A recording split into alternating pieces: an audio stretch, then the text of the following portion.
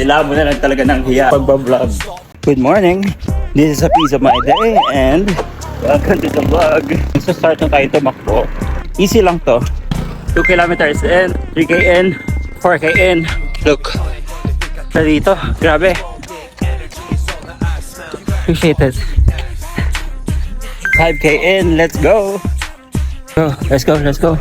Good morning, good morning! Heat check. Dumadampi na lang sa'kin ang kamay mo pag may kasabay na tagay. O ayaw ko sa ganito na masanay. Heat check sa simbahan. Let's go. Hydrate. Nilabo na lang talaga ng hiya. Dito sa pagbablog. Doing what I love to do most. Talking and editing. This is what we got. Ayun. Hydrate muna. Chocolate for additional power.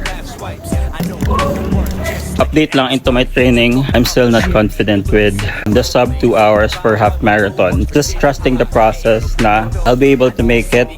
Basta consistent lang ako sa training, sa programs, my long run every week, then building my base run, and pala lang talaga sa mga pinagagawa ko sa training. I know there's a lot to do.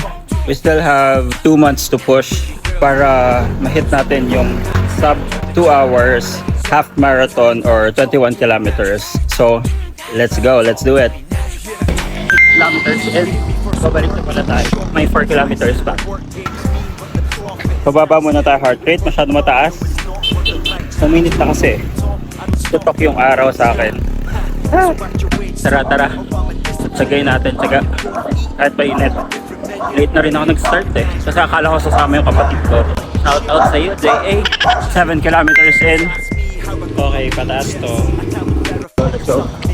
Malapit na mag 8 kilometers. Ang ganit. Hanggang sa paa. 8 kilometers in. 2 more to go. Let's go. Sa init ako sa suko eh. Hindi sa pagod. Init.